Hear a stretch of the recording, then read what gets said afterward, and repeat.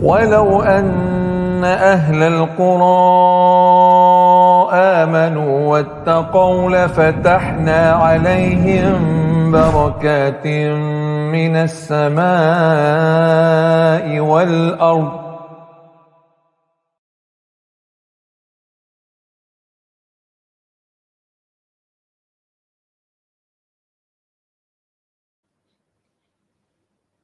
Bismillahirrahmanirrahim. Alhamdulillah wassalatu wassalamu ala Rasulillah wa ala alihi wa sahbihi wa man tabi'ahum bi ihsanin ila yaumiddin. Assalamualaikum warahmatullahi wabarakatuh. Waalaikumsalam warahmatullahi wabarakatuh. Okay, can everyone hear me? Sorry, my internet's not so good. Yeah, Ahlan. loud and clear. Yes. Ahlan wa sahlan. Okay, mashallah. Okay, hayyakumullah. Ahlan wa sahlan, brothers and sisters. Welcome to the Barakah Effect podcast, the weekly podcast where we extract pearls and wisdoms from the Qur'an and Sunnah to turn them into a means of success in dunya and hereafter. And so as we are recording this live session, this will be the first day of Ramadan this year in 2022, or the Hijri year 1443. Alhamdulillah. So for this year's season 2 of the podcast in Ramadan, the team at the Barakah Effect are doing something a little bit different this year. So what we plan to do is every week, Sunday afternoon live, 2 p.m. Malaysian time, we will conduct episodes like this live where each of us will share one of our favorite selected surah of the Quran and share some reflections, some tadabbur, maybe some what we can extract of some important life lessons and practical wisdoms from these ayat of the words of Allah. So the idea of this is sort of like, those enthusiast YouTube channels. You have YouTube channels discussing their favorite movies, their favorite gadgets, their favorite video games, their favorite sports, their favorite this and that. So why not have a series dedicated to our favorite surah from the Book of Allah, right? It's a go fanboying and geeking out about some of the most important book of our lives, right? MashaAllah. So these are not meant, just a disclaimer to our brothers and sisters out there, these are not meant to be tafsir or detailed academic discussions, but rather the focus here is to focus on practical everyday lessons for layman Muslims such as ourselves and how we can implement the Quran in our lives and make it a source of guidance and inspiration in our day-to-day affairs. So for those of you who have been following us since season 1, if you recall last year back in 2021, we did a 2-part episode titled Building Oh, we lost him. My relationship with the Quran. So that's episode 11. So you can turn to back that one as well, inshallah. So inshallah, this series called Treasures from Quran is part of building that relationship. So may Allah Azza wa Jal make us amongst the people of Quran. Ameen. Ameen. So it's our hopes that by the end of these discussions, you can have a bit more of an appreciation of the Quran, a bit more enthusiasm, a bit more passion, and perhaps more love for the Book of Allah. And it's our hopes as well that this excitement and passion from the Quran will continue and keep burning alive even after Ramadan ends. So for those of you who tuned into this live session, Ahlan wa sahlan, thank you for spending time with us today. If you have any gems that you like to share as well, so first of all, please do shout out wherever you're tuning in from. We'd love to hear from you. And if you have any gems that you have, particularly from this surah that you selected for this week, Surah Al-Layl, please do let us know also. And also, please let us know what is your favorite surah of the Quran. And so we have other surah coming up from other brothers throughout the month of Ramadan. So perhaps maybe your favorite selection of the surah might influence one of our brothers to change their minds. We'll see, inshallah. You never know. Inshallah. So please do share your thoughts in the comment section. Ahlan wa sahlan. So let us begin the session. So for this first series in the session, mashallah, Brother Amir will be sharing some of his selected gems from the 90-second Surah Al-Layl. And before that, a disclaimer, we apologize for the earlier confusion. Initially, this first session was supposed to be shared by Shahmi, but Qadarullah Mashafa'al, he just messaged this morning that several of his family members are not feeling well. And so we make dua that Allah grants them shifa and purification. Ameen. And so alhamdulillah, Brother Amir stepped up to the occasion. So alhamdulillah, we didn't have to cancel and defer the session, so we could still have it this afternoon. Barakallah fikum, Brother Amir. Barakallah. Okay, so Brother Amir, over to you. So Surah Al-Layl, tell us a bit more about this selection of yours. MashaAllah. First of all, it's Alhamdulillah Rabbil Alameen. Allahumma salli wa sallim ala nabiyyina Muhammad sallallahu alaihi wasallam. It's such a privilege to be sharing this magnificent surah with all of you brothers here, as well as the audience out there. MashaAllah, it's at first it wasn't my intent to share Al-Layl, but I was going through some series of tafsir of the 30th juz by some of our asatiza, our ustaz, and a particular tafsir by Ustaz Zulkarnain Sanusi. So he's actually a student of Sheikh Salih Fauzan Al Fauzan. What intrigued was the way he packaged his lecture.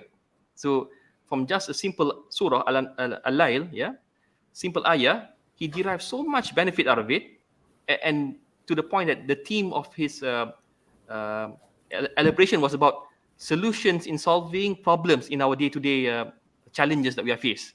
So, mashallah, this is like so relevant, especially all of us here. Like we've just been through a pandemic, and most of us here are shifting through the endemic phase. Alhamdulillah, by the blessing of Allah, a lot of the medical ikhtiar, the actions that our medical team put in place is bearing fruits. Alhamdulillah, it's all from the grace of Allah, and we should make shukr out of it. However, as the pandemic slowly phasing out, there are people who are struggling to cope with loss of life, deterioration in their health, as well as some are struggling also to make ends meet, as the economy starts to reopen again. And not everybody find it easy, and some are still taking small steps in trying to adjust to the new norms. So what better way if I can just share a bit of this learnings I got from the tafsir class, and to all the audience, hopefully it can bring some benefit, especially as a fundamental pillar, fundamental principle in trying to tackle our day-to-day issues.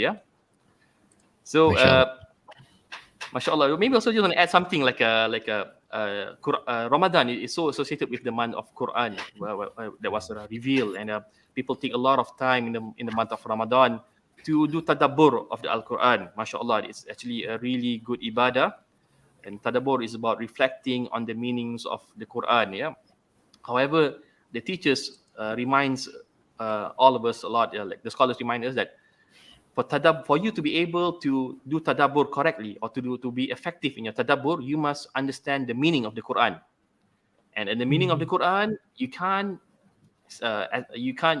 the best way for you to obtain that meaning of the Quran is by learning tafsir. To one of our teachers here, he make a nice analogy, like a tadabbur is like a map that brings you closer to Allah, but tafsir teaches you how to read that map. It's the knowledge that teaches you how to read that map. So it goes hand in hand. You can't skip one the other. So mashallah, today it's not a tafsir class like what Brother Faisal just made just now. It's just a sharing by a layman to another person, to his friends. So here goes. Bismillah. So I'll read out the Surah Al-Layl, and we're gonna focus only the first 10 ayah, not the full surah. So a'udhu billahi minash shaitanir rajim. Bismillahir rahim.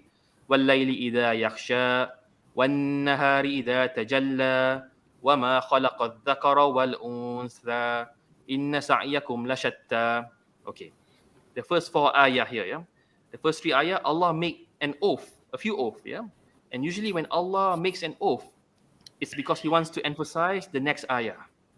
So in Surah Al-Layl, that emphasis is in the 4th verse. So what is it? So in translation, it's by the night when it covers and the day when it shines, and by the one who created male and female. Surely the ends you strive for are diverse. So that's the emphasis that Allah wants to make, which is, as human beings, all the actions that we do is diverse. There's a lot of varieties to that. Just like, and our actions, and some scholars say our actions are like business transaction, In business, there's a lot of business. There's online business, there's physical business, and there's business in oil and gas, in sports, in a lot of field, However, in those varieties of business, the end goal is always two. When you step into when you want to start the business, you always look for the outcome of business is either two. It's either profit or loss. Nobody makes business because he wants his wealth to be status quo. Nobody does that. They don't want to inject capital, put in all your efforts. At the end of the day, I have 100,000. I just want to make 100,000. Make sure nothing lost, nothing gain. And basically, something is wrong with you. Not quite a good business proposition. Indeed. So that's the same goes to our life. Like Allah mentioned in Surah Mudaththir, verse 37, "Liman sha'a minkum an yataqaddama aw yata'akhkhar." To whichever of you chooses to take the lead or lag behind. So there's two outcomes. Either you move forward or you're going to be left behind. There's no in outcome of life. There's no in between. There's no in middle. It's either move forward or backwards. Yeah. And also when you talk about profit and loss, there are levels and there are ranks to that. Yeah, you can make major profit and you can make minor profit, and you can also have severe losses or minor losses. So in life, Right. that's the thing. So Allah set the scene that in life we can do a lot of things, but outcomes is too. Same like us. Our actions, we can approach our actions in many ways. The capabilities and opportunities that Allah have granted every human being, so we can use that, utilize it in many ways. But end of the day, the outcomes are only two. Yeah. And this beautiful ayah, in the subsequent 3 ayah, tells you of the first outcome. Yeah. فَأَمَّا مَنْ أَعْطَى وَاتَّقَى وَصَدَّقَ بِالْحُسْنَى فَسَنُيَسِّرُهُ لِلْيُسْرَى. So on the 7th ayah, Allah mentioned the first outcome, which is the desired outcome. Yeah. So in the literal translation means we will facilitate for them the way of ease. So and to achieve that, the previous 2 ayah tells about how to achieve that ways of ease. And the mufassirin, when they bring forward the meaning of what does al-yusra means. Yeah, al-yusra literally means ease. But in tafsir, the ulama of tafsir say that al-yusra brings 2 types of meaning. The first, al-yusra means al-khair, goodness in this world and goodness in the next life, general. And the second meaning to al-yusra is jannah, is paradise. So if you put that meaning into context, yeah, of the 7th ayah, it means like this, yeah. We will ease your path to all form of goodness. That's on the first meaning. And the second meaning is we will ease your path towards paradise. So now, Inshallah. Allah tells you that Allah guarantees you path to paradise, path to goodness. And also from His mercy, He doesn't just leave you there. He tells you the reasons to achieve that. To achieve the path of goodness, to ease your path towards goodness. So now, when you know this in your mind, yeah, at the back of your head, is there any problem? Is there any solution that we can tackle?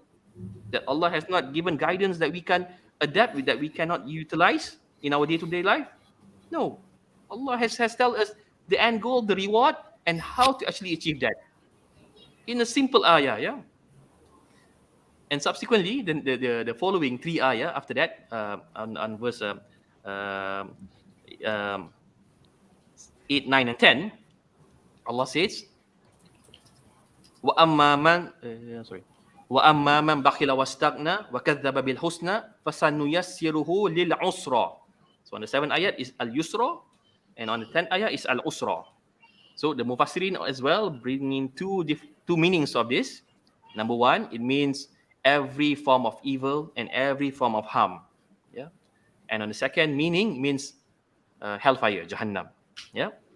And also Allah tells the reason that leads to that when someone is doomed to this second outcome, to this unwanted, undesired outcome, Allah also tells the reason that someone goes into that.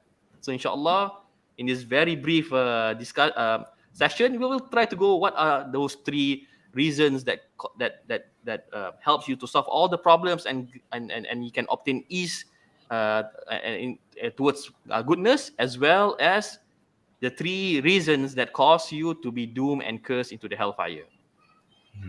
Sorry, brother Amir. So the usra means what again? The hellfire, and what was the other one? Evil, any form of evil or harm. أسرة. The second one. Hellfire. Right.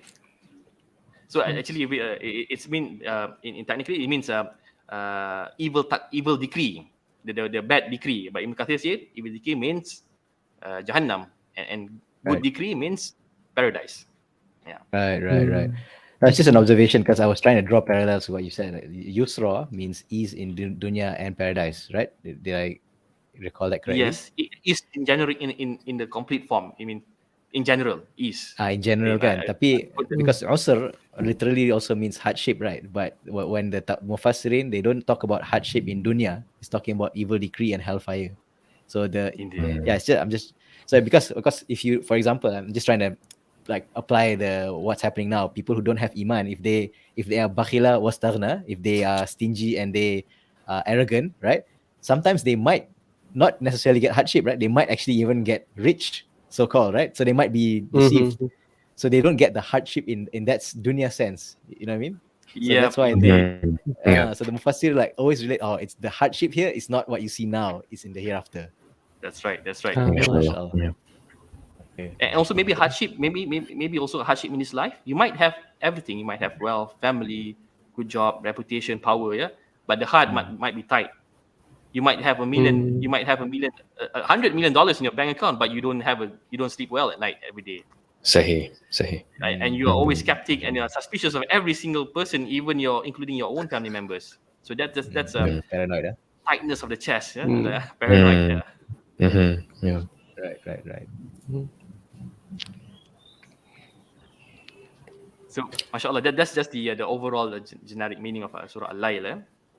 And maybe I can go into what are the three solutions to success, inshallah. Tafadhal, akhi. Yeah. All right. So, Ustaz Zulkarnain mentioned that the three solutions. By quoting Ibn Kathir's tafsir, the three solutions to success. Number one is a'ta, which is to give. Number two is taqwa, to have taqwa. And number three is to affirm al-husna. So inshallah we'll elaborate in more detail of all the three elements. Yeah. Okay. The first, when you say a'ta, giving. So the Mufassirin as well have three different opinions on this. What does a'ta means? It means one is from the wealth.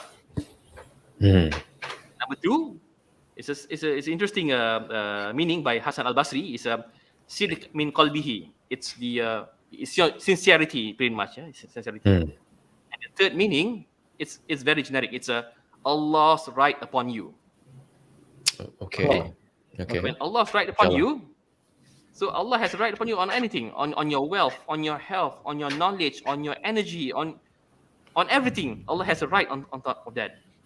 And in tafsir, there is a method, a qaida, that if a word, a kalima, has many meanings that are interrelatable, then all the meanings are acceptable. So if the three meaning has some relations between one another, so all of it is acceptable. So the key point in the first one is to give. So this is a person who likes to give until he is accustomed to as a person who likes to give. And what he gives is not specifically money. What he gives can be more than wealth. It can be as easy as dua. It can be your energy, your assistance to help someone. It can be a form of advice. It can be sharing knowledge, or even giving an idea. All things, yeah. As long as you give something beneficial, yeah. And each of the type of gift has specific goodness out of it. And we know, especially when we give, trying to ease the burden of someone else, then Allah will ease us of our burden in this life and in the next life. Like hadith reported in Ibn Majah, that Prophet said that whoever relieves the burden from a person in need, Allah will relieve him in this world and the next life. Yeah. Mashallah. Just to interject, Amir, Yeah, go ahead. I heard a lecture yesterday by our Ustaz Sheikh Ibrahim on the perspective of charity, right? You know, the one who takes charity from you or the one who you give charity to, actually, it's not really much for that person. It's actually an honor for you, you know, because no matter how much we think of it, Allah, inshallah, Allah, with the right intention, Allah will replace what you gave with the best. And don't worry and don't start counting what you give and even be stingy, unless Allah withholds his risk to you. So that particular thing is that you know that actually whatever you have from the blessings of Allah, this is basically something that is lent to you. It's not something that you own, something that is lent to you from Allah. So Allah wants to see how you utilize that in terms of your risk, in terms of your energy, whatever you can expand to the society for the sake of Allah. So just one benefit, inshallah. Yeah, that's good, because what it does is it changes the paradigm. Like when somebody reaches out to you for help and you actually provide, inshallah, that means you don't look at it as a burden, but you look at it as Allah is favoring you through that Mm. opportunity. MashaAllah. Yes. Did any of you came across this hadith? I didn't write it down. I just kind of like vaguely remember that Rasulullah had a conversation with his wife Aisha, Mu'minin, that she brought a few of goods, yeah. Then she gave up a few things, and then she asked, "What is for me? What is my wealth?" Then Rasulullah said, everything that you keep, that's not your wealth. Everything that you give away for others, that's your wealth. MashaAllah. So it's a complete change of Complete how you change of understand paradigm shift. MashaAllah. exactly how you understand possession. What do you actually possess? Yeah. Yeah. MashaAllah. Yeah, because in the end, right, and when it's all said and done, what's left of, let's say, if you keep a certain amount of wealth in the dunya and you pass away, you're not going to see that in the akhirah. Whereas if you give for the sake of Allah, inshallah, we hope that we will see that as a good reward from Allah in the akhirah. So that's why it's termed as a real possession. You know, something that is already invested, something that is already for your own benefit, actually. MashaAllah. Yeah, That's right. inshallah. There's also an ayah Quran I can remember that it will say that if really someone who if Allah can bring back someone back to life, yeah, the first thing he'll do is he'll give out charity, right? MashaAllah. Yeah, that means imagine someone who let's say someone who has departed this life and have not seen his family for years, yeah, and he got a chance to come back. Yeah. He's not gonna go, oh, my dad, my son, no, I'm just gonna give out charity. Imagine that's how much importance is charity, yeah. Subhanallah. Yeah. This is Surah Al-Munafiqun towards the end. So, al-akhartani ila ajalin qarib fa as-saddaqa wa akum min as-salihin. The first thing that he'll do if he has a chance is as-saddaqa, like to give charity and then become salihin. MashaAllah, MashaAllah. Actually, one thing that just crossed my mind recently as well, talking about giving for the sake of Allah. Sometimes when we spend efforts, right, even like for example us, like we put effort for the podcast, for example, right, it takes time, right, it takes effort, it takes energy and so on, right. And sometimes the word that we use is like, oh, I sacrifice some of my time for this, you know. But actually, it's not sacrifice. If you have this mindset, you know that Allah is going to reward you. Confirm. This is the thing about investment with Allah. It's not something like maybe Allah give, maybe not, you know, maybe profit, maybe loss. Oh no, if it's sincere, it's done in the right way, confirm you get. So if it's confirmed, it's not sacrifice, it's investment. So you have to change your mindset. Business transaction, investment. Correct. I'm investing my time for Allah. You can change this in every single ibadah that you do. I'm going to sacrifice some of my sleep at night. Oh no. You're investing. You're investing some of your night sleep for your akhirah. MashaAllah. Inshallah.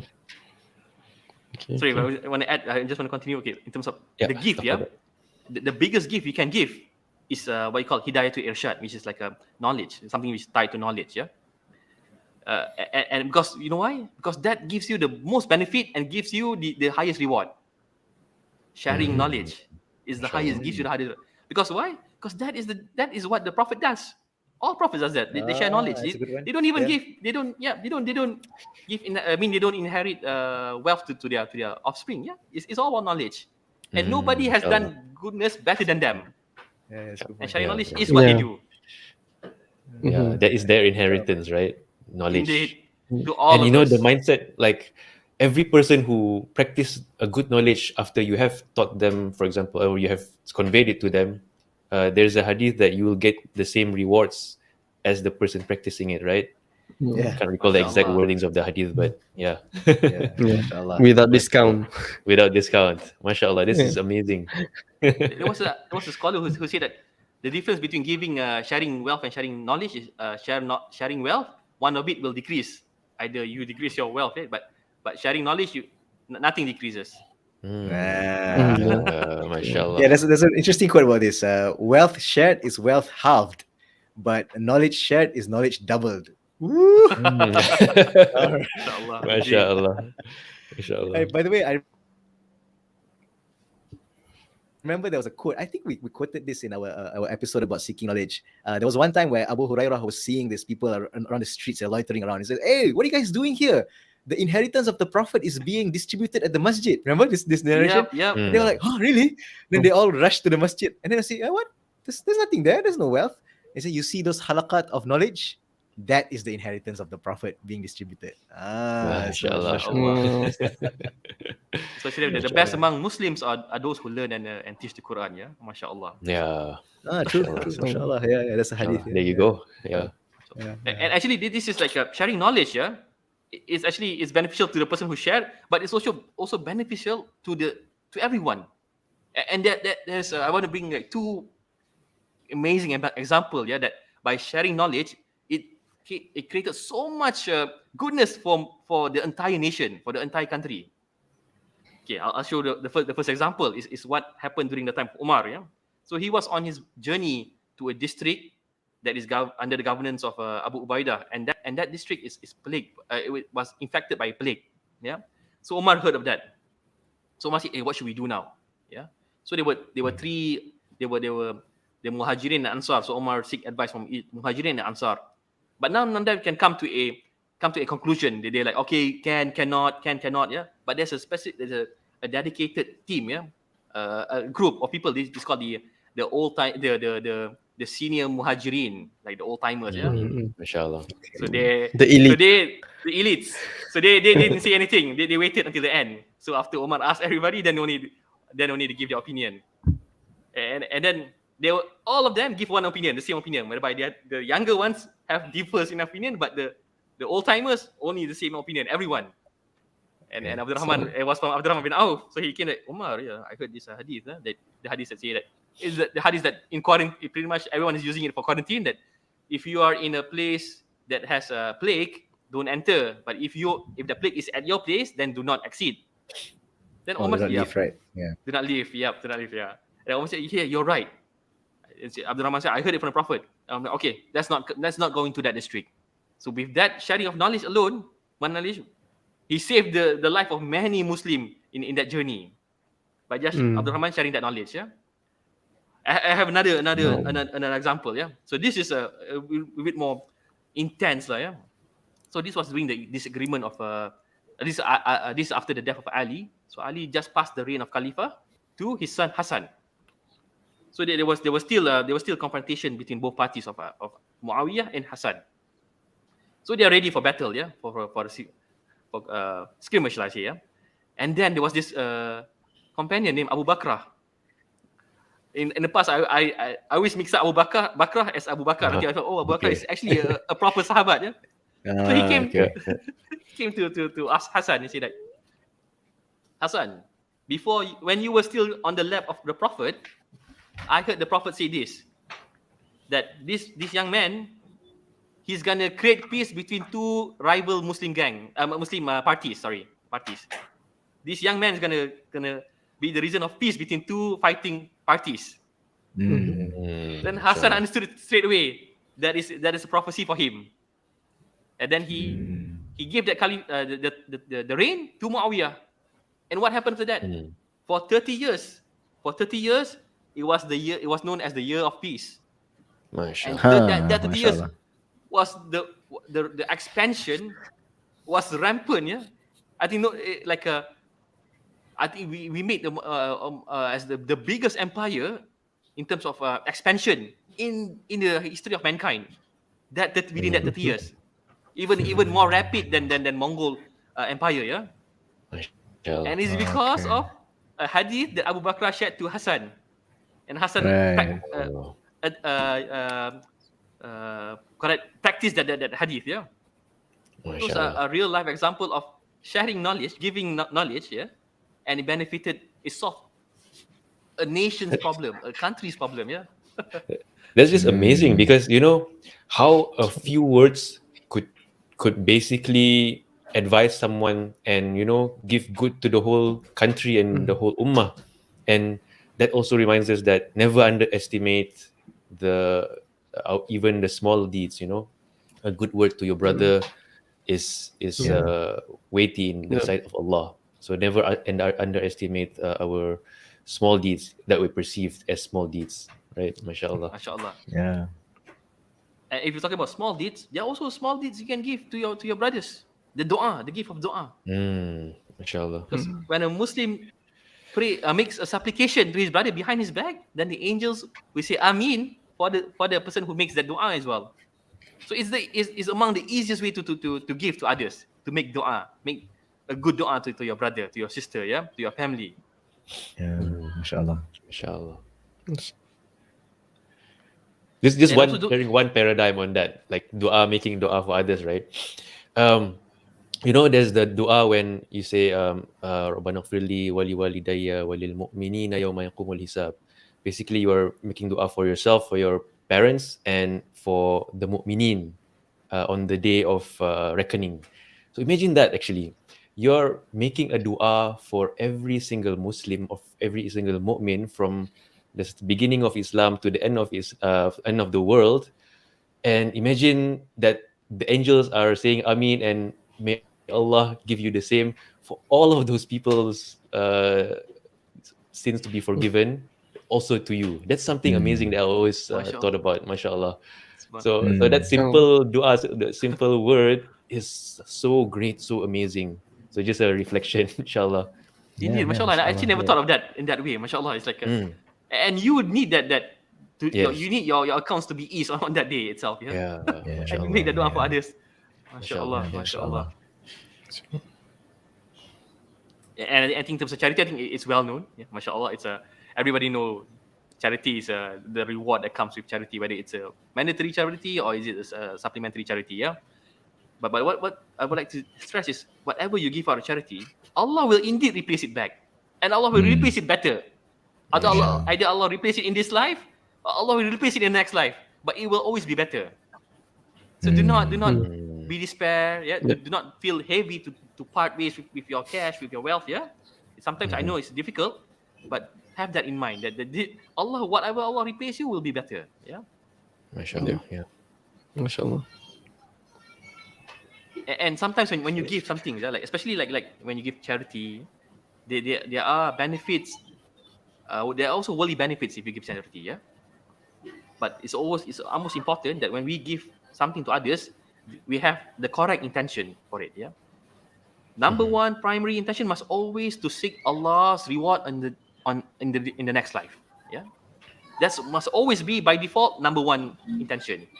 You can try to obtain all other worldly reward that comes with a specific ibadah. That's no problem, but make sure those are subsequent ones, not the first one. Because if it's not for hereafter, then Allah will definitely reward in cash whatever you want in this dunya. Allah will give it in cash, but none is left on the day of judgment. So make sure that you put your utmost intention is always to get Allah's reward on the day of judgment. Yeah. Okay, so I think that's on the first say strategy, pillar fundamentals, which is to give, be someone who likes to give. Inshallah. Second, this is very important. Have taqwa, yeah, and having taqwa. There are three common meanings to this. Number one is taqwa in the purest of form, yeah, which is like I like to quote Ibn Qayyim favorite taqwa definition, which is from Talaq bin Habib. Because Ibn Qayyim just simply loves this because it's comprehensive. Yeah. So definition of taqwa by Talaq bin Habib, 6 elements. I think we gotta remember this. Yeah, is you do obedience to you do obedience to Allah in the light upon the light of Allah, means with hidayah from Allah, solely to seek Allah's reward. So 3 things, and then the fourth one is you abstain from disobedience to Allah upon the light of Allah, seeking protection from Allah's punishment. So these are the 6 elements in the definition of taqwa by Talaq bin Habib, and it's the favorite definition by Ibn Qayyim. Inshallah. Because taqwa itself is the solution for everything. Yeah, like Allah mentioned in Surah Al-Talaq, the last part of Surah Al-Talaq, and also the first part of the first part of the third surah, the third ayah.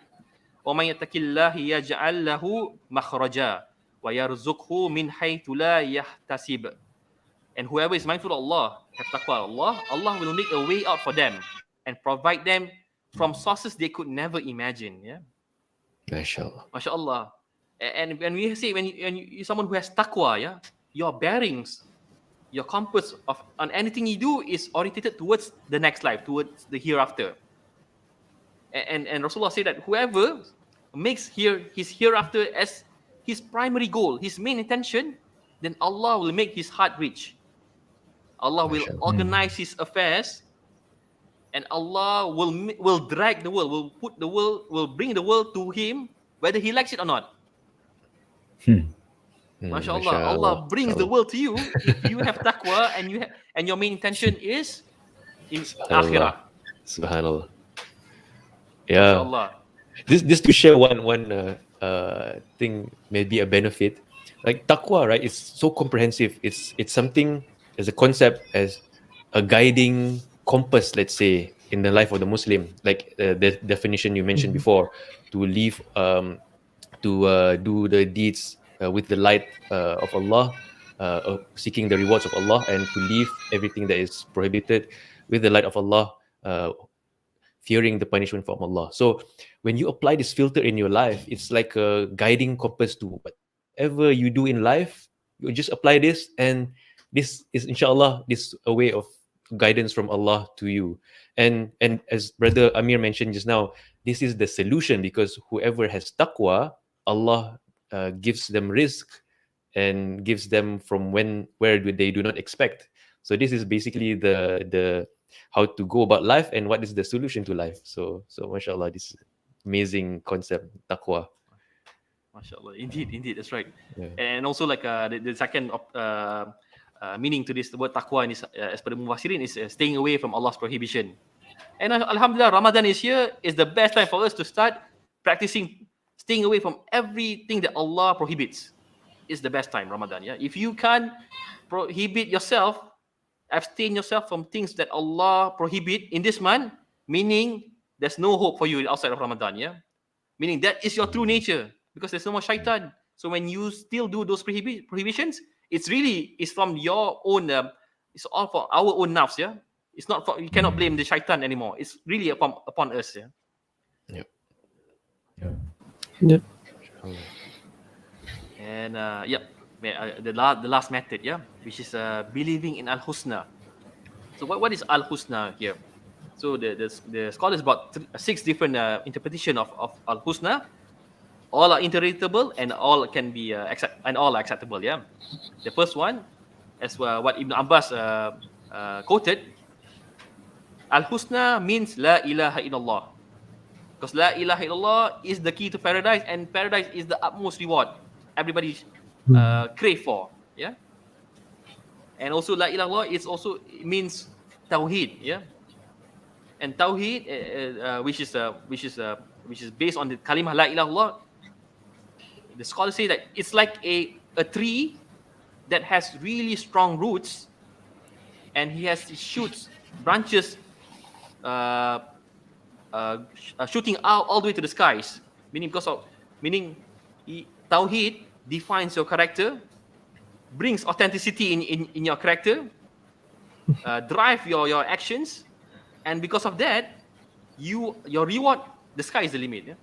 Because the tree is branching all out, the sky is the limit. That's your reward. Yeah.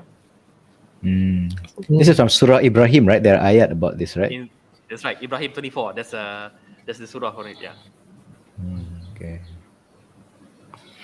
And the second meaning to Al-Husna is paradise. And sometimes what is plaguing a lot of Muslims is like sometimes we don't understand how lofty, how amazing is paradise is. Yeah. Because when we say we should have lofty goals, one of the ways for you to have that lofty goal is if you need to read a lot about paradise. The scholars mentioned. You know, when you understand what is paradise, what is installed for the people of the dwellers of paradise, the scenery that's available, the kind of food, the beautiful spouses you get, the excellent physics that you'll be, yeah. MashaAllah, it's like it's nothing compared to this life, yeah. It's second to none. So for you to have that lofty goals, yeah, read about that, read about paradise. And also read about Jahannam for the opposite, yeah, to instill fear against doing things which are maksiat. Yeah, you must be balanced, yeah. Have to be balanced, indeed. Yeah. There's a particular hadith, right? That the person who lived the most extraordinary life in the world he was dipped once in Jahannam, and he was asked, Oh, "Have you ever experienced any ease, hardship? any ease actually first?" Any And he ease, said, "Never, never in my life." And the person who had endured the most hardship out of all humankind, he was dipped once in Jannah, and he was asked, Mhm. "Have you ever experienced hardship?" And he said, "Never, wallahi, never." MashaAllah. So that's something that Mhm. just to reflect on that, it's enough, I guess, to see the paradigm of uh, when the reality becomes real later on in Yawm al-Akhir, then that's something that we should think about all the time. That's right. Sometimes like Yeah. when that hadith was mentioned, one thing I don't know why, but one thing came to my mind was like influencers. Like sometimes like you have But these influencers. influencers like have like Ah, Okay. millions of followers, and they drive Right. all those lavish cars. Yeah, maybe right. they have like Right. the best vacation. They have Right. like a really awesome family, whatever. Like, mashallah, you say, oh, this guy has everything. This guy has everything. Mhm. Skydiving. But then imagine if those kind of guys, on the day of judgment, being deep even for a split second in Jahannam, he will say, "I have my life is wretched. Nothing good I can recall Subhanallah. out of my life." Mm. Yeah. Yeah. Subhanallah. Subhanallah. Yeah. And the third meaning of al husna is al khalaf, means replacement. When Allah will replace whatever you give, Allah will replace it with something better. And the fourth Okay. meaning is blessings of Allah. Yeah. So we Mm. believe in Allah's blessing, and in fact, everything we do, anything good that comes from us is all from Allah's blessing. Even the sedekah that we Ah. give, Yeah. if it's not from Allah's blessing, we will not have able to give it out. Yeah. So have MashaAllah. syukur to Allah, and always strive to improve ourselves. MashaAllah. And also Allah's promise of reward. Always the fifth meaning is to believe in Allah's promise in His reward, which is another meaning is husnul zon, to always have good thoughts of Allah. Yeah, Allah will always reward you for all the good deeds that you do. Allah will never let it to waste. Allah is just. He's gonna hold you accountable, and whatever good things you do, He will reward that. Yeah, He's not like any of like His creation. His creation might miss out certain things, but He will not. Mm. And the sixth and last meaning of al-husna, it's a bit more specific. It means zakah, which is giving charity, the mandatory charity, fasting, and prayer. So without going into details, because all these fundamentals, these pillars of Islam, yeah, in them itself has elements of help when you do it. So for instance, wasta'inu bis sabri was salah. When you pray, Allah will seek help from prayer and patience. So by doing all this ibadah, Allah will help you. Allah will ease you in all your hardship. And even the prophets, when they are in extremely pressing circumstances, what they do is they go for salah to refresh, to rejuvenate. Yep, that's what they do. So some mufassirin put this as the meaning of al-husna as well. So those are, in a nutshell, three things that are pillars, fundamentals in trying to overcome any difficulties, tests, calamities that we have in life. Yeah, is to be someone who always give, to have taqwa, and to believe in al-husna. And the next subsequent ayah, the three subsequent ayah, is the total opposite of it. And the reasons for someone to be doomed with that outcome is he's stingy. So same, stingy is in not just in his wealth, but also in his knowledge and whatsoever. Yeah. Just a bit of a disclaimer. Sometimes scholars they don't when someone asks for a fatwa, they say I don't know. It's not because out of stinginess, but it's just out of being careful and taking the precaution not to wrongfully give out fatwa. So that's a different circumstances. Yeah. Yeah. So stingy, number one. Number two is he's arrogant. He considers himself free from of the need from Allah. He thinks that he's self-sufficient. He's like he's the master of his own destiny. Yeah, I don't need Allah's help. So these are the guys. These are transgressors, and transgressors of such kind are dwellers of hellfire, as Surah An-Naziyat. فَأَمَّا مَنْ طَغَى وَأَثَرَ الْحَيَاةَ الدُّنْيَا فَإِنَّ الْجَحِيمَ هِيَ الْمَأْوَى. Subhanallah. So, if those three reasons are the cause of someone being doomed in al-usra, which is hellfire, or something which is evil and harmful. Yeah. So that's all I have, brothers. Simple surah, but amazing wisdom, amazing learnings, and mashallah, I think something, and I benefited from it because times are hard, and I think this gives me a lot of clear consciousness on how to actually plan my actions. Yeah. In overcoming all those solutions, all those difficulties. Mashallah. So, Inshallah. Yeah. Also, I want to add, these verses are also, scholars use them to describe about qadar, about destiny. Okay. So that, yeah, I think Amir is familiar with this, right? There's a hadith. So basically, okay. Now, before we talk about the hadith, so let's look at the structure.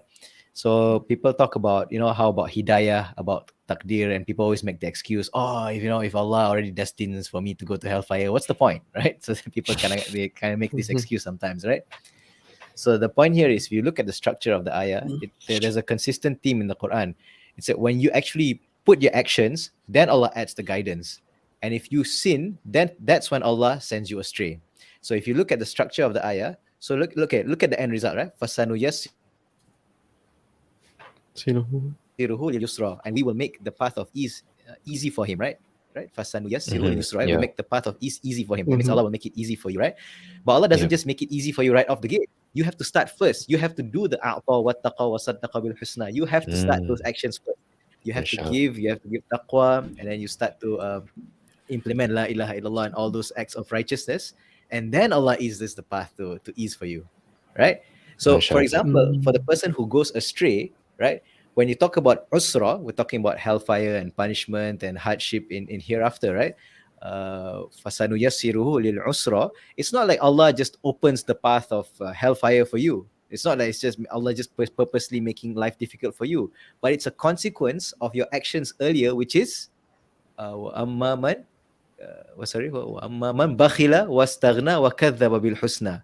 Because you did that, because you were bakhila, wastaghna, wakadhaba bil husna, that's why Allah Azza wa Jal sends you down the path of that hardship in the hereafter. So this is the whole idea about qadar. Like, people always blame, but Allah always gives you a chance to take that first step, and then Allah opens that path for you. MashaAllah. Yeah, Indeed. mashallah. mashallah. It's like you've got to do your ikhtiyar first before Allah gives you, right? This reminds us of the story of Maryam when she was in labor pains. Allah commanded her to shake the palm tree, and then the fruit came. It's not the fruit just came out of nowhere. She has to do something, at least something. Although shaking a palm tree, maybe if you imagine, it will be no effect, right? But the small effort that she made, Allah grants a lot of rizq and barakah in it. So Allah just wants to see your small effort for His sake, right? And then He will ease your way, inshallah. MashaAllah, whatever faculty, whatever instruments that Allah have given us, you can use it for the both extreme. Yeah, true. And what makes us different from angels is because we have the free will. Even though that free will is within the decree of Allah, now we have that free will. So I have this faculty. I have my tongue. It's the same tongue that's going. If someone use it to moisten his tongue with recitation of the Qur'an and the remembrance of Allah, it's the same tongue who's going to use it for karaoke. It's the same tongue that's going to go for singing and cursing. Yeah, the same tongue. Yeah. Yeah. The lie and The car that you backbite, have, right? Yeah. the car that you have is the same car that you're going to drive to the mosque, going to drive to work, get a decent living. It's the same car you can use for clubbing. It's the same car. Yeah. Your car, it doesn't build in like a built-in microchip. Like you, let's say you're dressed with all your prayer clothes. I'm gonna go to the mosque. Yeah. Suddenly you drive. Out of sudden, the car make a total U-turn. And say, I'm gonna go clubbing now.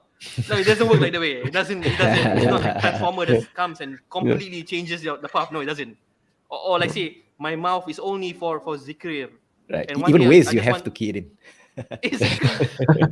Let's say that someone say, okay, you're different. You know, I'm used to singing. That guy who recites the Quran, his mouth doesn't stop himself from singing. He doesn't say, I want to sing now. Then the mouth says, oh, Mm. sorry, sir, you can't sing. No, if he wants to sing, he can sing. It's your free will. Right. That's your free will. Subhanallah. Yeah, mashallah. Subhanallah, yeah, true. Yeah, so I'll Yeah, just I quote mean- the hadith. Sorry. Tafadhal. Yeah, just to finish off the discussion I shared just now. So I think this hadith, as per Tafsir Ibn Kathir, is from Al-Bukhari actually. So the Prophet said that, all of you you've already been written your destiny in paradise and hellfire. So the companions actually asked the same question that a lot of people today are asking in 21st century. So, Yeah. Messenger of Allah, Mm. then what's the point of our deeds? What's the We see this. what's the use, right? What's the use, right? People are saying this in Twitter now. Oh, Apa guna don't worry, semayang the kan? companion, apa guna semayang, right? It's all written, right? So, Yeah, so the rule is, subhanallah. the Prophet ﷺ says, "I'malu fakullun muyassarun lima khuliqalah." Just do your deeds, perform your MashaAllah. deeds, for everyone will have the deeds for what will be made easy for what he has been created for. So if you do that, then the path will be made easier for you. And then Rasulullah SAW recited this verse: فَأَمَّا مَنْ أَعْطَى وَاتَّقَى وَصَدَّقَ بِالْحُسْنَى فَسَنُيَسِّرُهُ لِلْيُسْرَى. So it's our deeds that open up that path. That's the lesson behind this hadith. Yeah. And also just to if we take a step back, right, and we just reflect everything that we have at the moment, from our limbs, our body, our rizq, whatever we have in this dunya, this is from the blessings of Allah. And therefore, if a person uses these blessings for good or for evil, Allah has the right to reward or punish them, because this is actually from Allah, and it's not anyone's right at all that they receive these blessings. It's not because you are clever then you have a lot of wealth. This is not like, it doesn't work like that.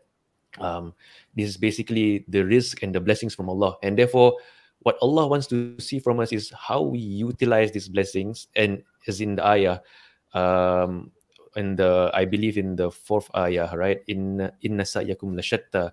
Surely the ends you strive are diverse. Basically, each and every one of us, we are given different blessings from Allah, different strengths, different even weaknesses. And therefore, in the end of the day, it's all that matters is what you utilize these blessings is either for the sake of Allah, or if you use it for the displeasure of Allah, Allah has the right to punish you. That's why Allah has the right to punish people who are doesn't accept the iman, right? And so that's exactly how it is. And just reflect on it. Every single thing that you have, even to the smallest detail, this is not because of your strength or what, is just from the blessing of Allah. So this is something for us to reflect all the time. Yeah, mashallah. MashaAllah. There's a very famous quote as well. It says that money doesn't change you; it only magnifies who you really are. So look at it from the perspective of this ayat, right? So Allah gives all of us something, right? Not just money. So that's why there's a famous quote. There's something that my ex-boss used to say: if you want to see a true character of a person, you give him power. You give him some authority. Then you see this guy's true character. So subhanallah, you reflect this ayah of the Quran. That's that kind of shows what it is. There's one hadith that's narrated by Tirmidhi. I love this hadith so much. So the Prophet ﷺ says there's 4 types of people in this dunya. So the first type of person, given wealth, he has taqwa, he has knowledge, so he spends his wealth in a way that pleases Allah, and this is the best of mankind. Okay, mashallah. Now, second category, this person, he doesn't have wealth, but he has knowledge and he has taqwa, and he has the intention in his heart that if I had that wealth, I would give in the cause of Allah. The Prophet said, this is also the best of mankind, the same station as the first. MashaAllah. Interesting, huh? But here's the interesting part, the category 3 and 4, especially category 4. So category 3, the Prophet ﷺ says, is a person who has a lot of wealth but does not have knowledge and does not have taqwa. So he spends his wealth in a way that is sinful, in the acts of disobedience. This is the worst of mankind. Fourth category, same pattern also. This is a person who does not have wealth, no knowledge, no taqwa, But he wants in his heart to say that if I had that knowledge, oh, just you wait, man, I'm gonna enjoy. The Prophet said, this is also the worst of mankind. So Uh, now you have to ask yourself, right? Like, so what Allah gives you, what have you proven to be your, what's the proof that you have that you are in the category of number 1 and 2 versus category 3 and 4? Subhanallah. So mashallah, I find these verses very enlightening, because sometimes we feel like Amir said, like when Allah gives you some hardship, we look at that part, but the reality is what Allah gives is sometimes a heavier test, because sometimes we don't realize that it's a test. It's like, oh mashallah, it's alhamdulillah, we celebrate and so on, right? But in that celebration, we kind of get, we kind of go a different path, and then that also reveals a character which we don't realize. So itulah, may Allah Azza wa Jalla grant us steadfastness. Ameen. MashaAllah. So it's good. Anybody else want to share from this surah, inshallah?